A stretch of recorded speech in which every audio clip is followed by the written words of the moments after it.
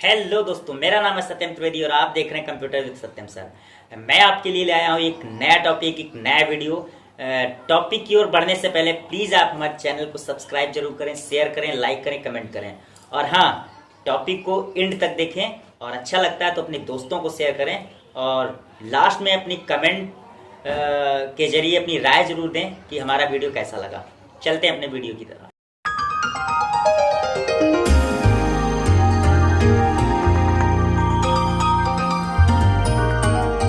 तो दोस्तों, आज हम पढ़ने वाले हैं रेडियल ग्रेडियंट के बारे में। पिछले वीडियो में हम लोगों ने पढ़ा था linear gradient, repeating linear gradient के बारे में।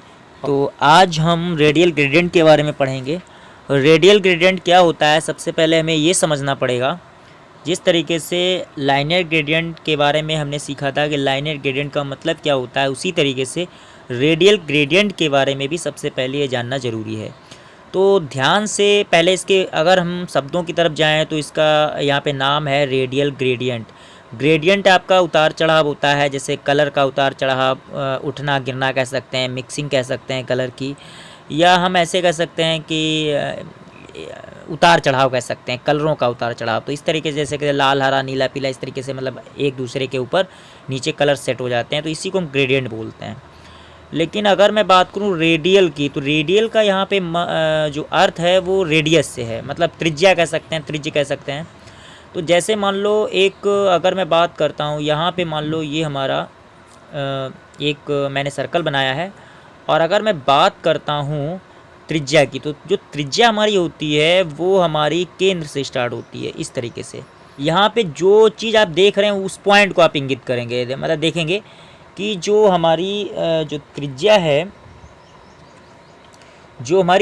है वो उसकी स्टार्टिंग कहाँ से हो रही है। ध्यान से देखेंगे कि ये जो इसकी स्टार्टिंग हो रही है ये हमारी यहाँ से हो रही है, मतलब केंद्र से हो रही है। तो यहाँ से अब आप समझ गए होंगे कि जो भी हमारा कलर की स्टार्टिंग होगी, जो भी हमारे कलर्स होंगे, रेडियल ग्रेडियंट फंक्शन के द्वारा जो भी हमारी इमेज बनेगी उसमें पहला कलर हमारा केंद्र से स्टार्ट होगा, फिर अगला कलर, फिर अगला कलर, इस तरीके से। तो यहाँ पे जैसा कि आप इमेज में देख सकते हैं कि पहला कलर स्टार्ट है, फिर आपका दूसरा, तीसरा, चौथा, इस तरीके से बढ़ता हुआ जा रहा है। तो यहाँ पे रेडियल ग्रेडियंट इमेज हमारी सामने प्रस्तुत है। इसके बारे में आप अच्छे से देख सकते हैं कि ये हमारी रेडियल ग्रेडियंट इमेज है। तो रेडियल ग्रेडियंट क्या होता है आप समझ गए होंगे। अब हम क्या करते हैं, चलते हैं अपने स्क्रिप्ट की ओर। रेडियल ग्रेडियंट क्या होता है अब हम ये समझेंगे। तो यहाँ पे मैंने बोला भी है कि the radial gradient function sets a radial gradient as the background image. Radial gradient function जो होता है वो रेडियल ग्रेडियंट, या ऐसे कह सकते हैं कि बैकग्राउंड इमेज में radial gradient function radial gradient effect को सेट कर देता है।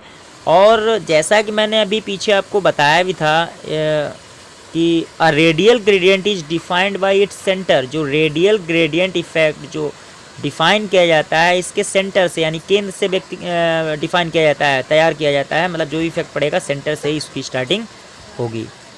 आगे मैंने बोला है कि to create a radial gradient image अगर आप बनाना चाहते हैं तो you must define at least 2 colour stops. कम से कम 2 कलर से आपको स्टॉप करना है, या ऐसे कर सकते हैं कम से कम आपको 2 कलर की आवश्यकता होगी। और जो भी हमारा कलर पड़ेगा, जो भी इफेक्ट बनेगा, रेडियल ग्रेडियंट इमेज जो बनेगी वो सेंटर टू एज बनेगी। मतलब कहने का मतलब ये है कि वो हमारी सेंटर से स्टार्टिंग होगी, और ये क्या करेगी, किनारों की तरफ बढ़ता हुआ इफेक्ट चला जाएगा, कलर पड़ते हुए चले जाएंगे। तो यहाँ पे आप रेडियल ग्रेडियंट के बारे में आपको समझ में आ गया होगा। अगर अभी मैं इसमें लिखा है कि you can defines the shape of the gradient that have the possible values, ये मैं आपको बाद में बताऊंगा। पहले हम यहाँ पे क्या करते हैं, रेडियल ग्रेडियंट इमेज को बना करके देखते हैं। तो चलते हैं अपने प्रोग्राम की तरफ। हम क्या करते हैं, यहाँ पे मैं एक प्रोग्राम को मैंने पहले से ही टाइप कर रखा है। तो ध्यान से देखेंगे, यहाँ पे मैंने डॉक्यूमेंट टाइप HTML दिया है, HTML हेड। ये मुझे बताने की ज़रूरत नहीं, जो लोग HTML सीख चुके हैं या जिन लोगों ने HTML सीखा है उनको अच्छे से पता होगा ये हम टैग क्यों दे रहे हैं। अगर किसी को नहीं पता तो मैं आपको HTML के वीडियो में सारे के सारे क्लियर कर दूँगा। तो यहाँ पे HTML हेड और टाइटल मैंने दे दिया है कि जो भी हम वेब पेज अपना बना रहे हैं, जो भी स्टाइल पेज बना रहे हैं, उसका हमारा टाइटल मैंने दे दिया है CSS रेडियल ग्रेडियंट। और स्टाइल मैंने टैग दिया है। स्टाइल टैग इसलिए दिया जाता है कि जो भी वेब पेज पर हम स्टाइल जब हम तैयार करते हैं किसी एक ऑब्जेक्ट के लिए, किसी फंक्शन के लिए, किसी टैग के लिए, जब हम कोई स्टाइल तैयार करते हैं तो उसके लिए हम स्टाइल टैग देते हैं। स्टाइल मुझे बनानी किसके लिए है? मुझे स्टाइल जो बनानी है वो एक डिवीज़न के लिए बनानी है। कहने का मतलब ये है कि मुझे क्या करना है, लंबाई और चौड़ाई के हिसाब से एक डिवीज़न तैयार करना है, और इसके अंदर, इस डिवीज़न के अंदर मुझे एक रेडियल ग्रेडियंट इमेज को तैयार करना है। तो इसके लिए हम क्या करते हैं, तो इसके लिए मैं क्या करता हूँ, मैंने यहाँ पे डिवीज़न के लिए div टैग दे दिया है। स्टाइल मुझे किसके लिए तैयार करनी है, div सेलेक्टर ले लिया है, या div मैंने टैग ले लिया है। आप ध्यान से देखेंगे जैसे मैं इसको सेलेक्ट कर रहा हूँ, ध्यान से देखेंगे जैसे मैं div को सेलेक्ट मैंने किया तो div दोनों टैग हमारे सेलेक्ट हो गए। इसका मतलब ये है कि डिवीज़न को तैयार करने के लिए मैं div टैग दे दूँगा। तो जैसे मैं div टैग दूँगा तो यहाँ पर हमारा इस तरीके से एक डिवीज़न बन जाएगा। अब इसी डिवीज़न के अंदर मुझे क्या करना है, मुझे इस डिवीज़न की ऊंचाई कितनी रखनी है, हाइट कितनी रखनी है, 500 पिक्सल, विड्थ मैंने रखी है 700 पिक्सल, और बैकग्राउंड इमेज। अब मुझे क्या करना है कि जो मेरा डिवीज़न बना है, इस डिवीज़न के अंदर मुझे एक बैकग्राउंड इमेज तैयार करनी है। तो बैकग्राउंड इमेज तैयार करने के लिए मैंने क्या किया, बैकग्राउंड इमेज प्रॉपर्टीज़ का यूज किया है, और उस प्रॉपर्टीज़ के सामने मैंने वैल्यू क्या दे रखी है, रेडियल ग्रेडियंट। पहले मैंने सीखा था लाइनियर ग्रेडियंट क्या होता है, या रिपीटिंग लाइनियर ग्रेडियंट इमेज कैसे तैयार करते हैं। अब हम बैकग्राउंड इमेज प्रॉपर्टीज़ के साथ में रेडियल ग्रेडियंट इमेज कैसे तैयार करते हैं, ये हम सीखेंगे। रेडियल ग्रेडियंट इमेज क्या होती है, कैसी होती है, मैं आपको पहले ही दिखा चुका हूँ और इसके बारे में बता भी चुका हूँ कि जो रेडियल ग्रेडियंट इमेज हमारी जो होती है वो हमारी सेंटर से स्टार्ट होती है, और सेंटर से एज किनारों की तरफ, या जो हमारा डिवीज़न बना होता है, ये जो इमेज, इसके अंदर जो इमेज बनती है वो सेंटर कलर के द्वारा जो इमेज बनती है वो सेंटर से किनारों की तरफ जाती है, सेंटर से किनारों की तरफ जाती है, सेंटर से किनारों की तरफ जाती है, कलर चारों तरफ फैलता हुआ चला जाएगा। तो यहाँ से ऐसे आप समझ सकते हैं। तो इस इमेज को तैयार करने के लिए मैंने क्या किया है, रेडियल ग्रेडियंट टाइप की मुझे इमेज तैयार करनी है। और यहाँ पे ज़रा ध्यान देंगे, मैंने इसको पहले से, मैं इसको बाद में बताऊँगा।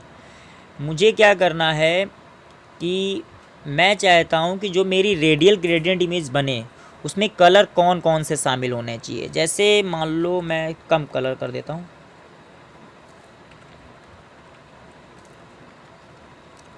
मैंने यहाँ पे पहला कलर ब्लू ले लिया है, दूसरा कलर ग्रीन लिया है, और तीसरा कलर येलो लिया है। चौथा कलर जो मैं यहाँ पे ले लेता हूँ, एक्वा कलर ले लेता हूँ, और अगला लास्ट जो हमारा स्टॉप कलर है वो रेड कलर है।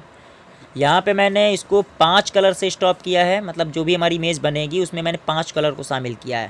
पहला कलर ब्लू है, दूसरा ग्रीन है, तीसरा येलो, और चौथा एक्वा और रेड। इस तरीके से मैं यहाँ से ब्रैकेट को बंद करके सेमीकोलन को लगा देता हूँ। और स्टाइल जब हमारी डिक्लेरेशन कंप्लीट हो जाती है तो मैं उसको करली ब्रैकेट से बंद कर देता हूँ।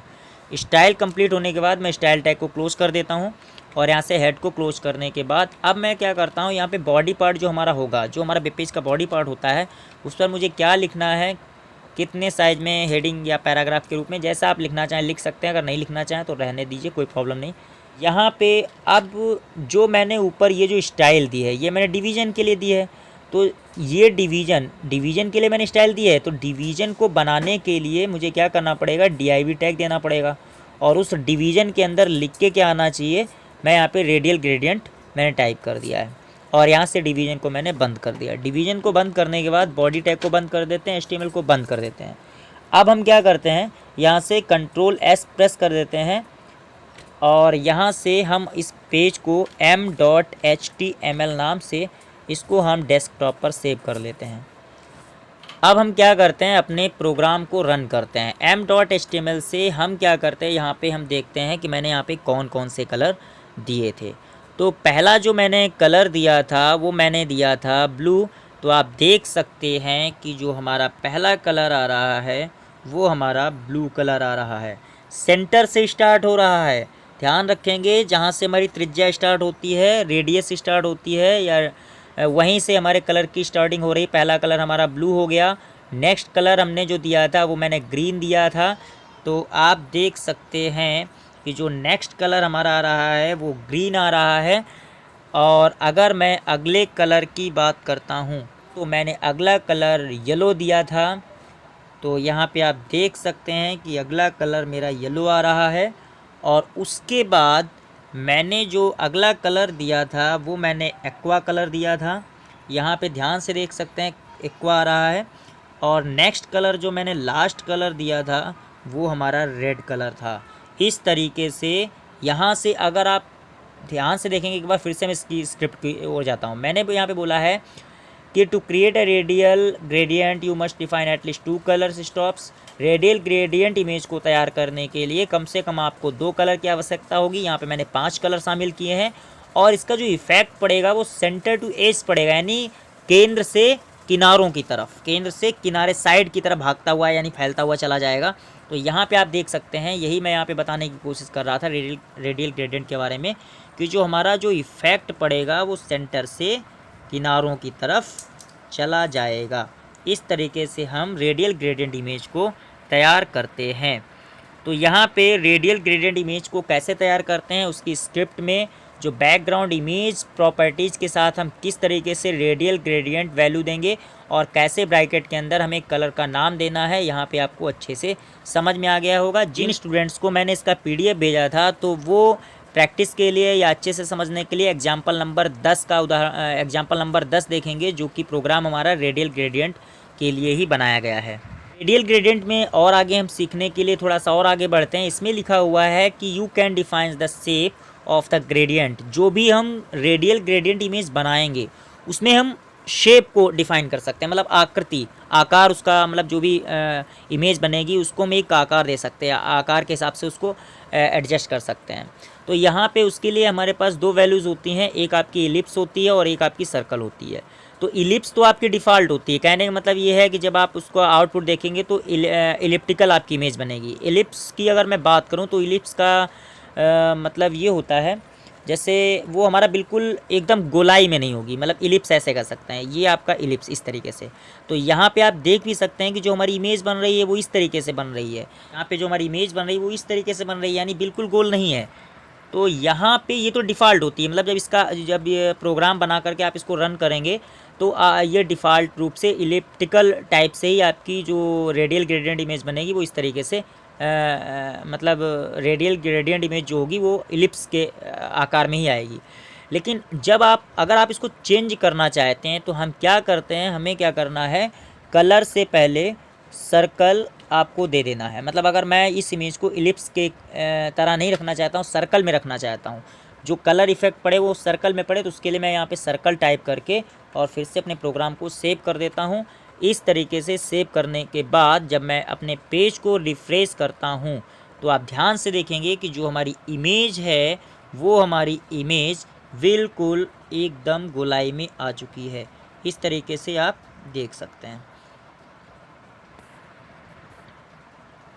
तो यहाँ पे मैंने यहाँ पे इसके रेडियल ग्रेडियंट इमेज में जो शेप जो होता है, शेप के बारे में बात की कि इसकी आकृति को या आकार को भी हम चेंज कर सकते हैं। डिफ़ॉल्ट आपकी इलिप्स होती है, और अगर आप इसको सर्कल में रखना चाहते हैं इफेक्ट को, तो हमें क्या करना पड़ेगा, बैकग्राउंड इमेज प्रॉपर्टीज़ को टाइप करके रेडियल ग्रेडियंट टाइप करना है, उसके बाद ब्रैकेट में सर्कल देना है, कॉमा लगा के, फिर सर्कल के हिसाब से सर्कल शेप में जो भी हमें इमेज तैयार करनी है, रेडियल ग्रेडियंट इमेज तैयार करनी है, उसमें कौन कौन से कलर शामिल करने हैं उन कलर के नाम दे देने हैं। और इतना करने के बाद हम यहाँ पे क्या करते हैं, इस तरीके से अपने प्रोग्राम को सेव कर देते हैं और रन करते हैं और हमारा आउटपुट हमारे सामने आ जाता है। तो यहाँ पे आप इस पॉइंट को भी बहुत ही अच्छे से समझ गए होंगे। यहाँ पे उम्मीद करते हैं ये वीडियो आपको पसंद आया होगा। रेडियल ग्रेडियंट का जो नेक्स्ट वीडियो होगा, साइज कैसे हम देंगे, जो रेडियल ग्रेडियंट इमेज बनाएंगे उसमें जो हमारा आकार होगा, शेप होगा, उसको साइज कैसे देंगे, उसके लिए हम क्या करेंगे, उसके लिए हम नेक्स्ट वीडियो को देखेंगे। तो नेक्स्ट वीडियो बहुत जल्दी आपको मिलेगा। तब तक के लिए थैंक यू। तो दोस्तों कैसा लगा हमारा वीडियो? अगर हमारा वीडियो आपको अच्छा लगता है तो कमेंट बॉक्स में अपनी राय जरूर दें। हमारे चैनल को सब्सक्राइब करें, लाइक करें और शेयर करें। और आप हमारे www.satyamtrivedi.blogspot.com ब्लॉगर साइट पर जाकर O लेवल या ट्रिपल सी से संबंधित सारे नोट्स प्राप्त कर सकते हैं।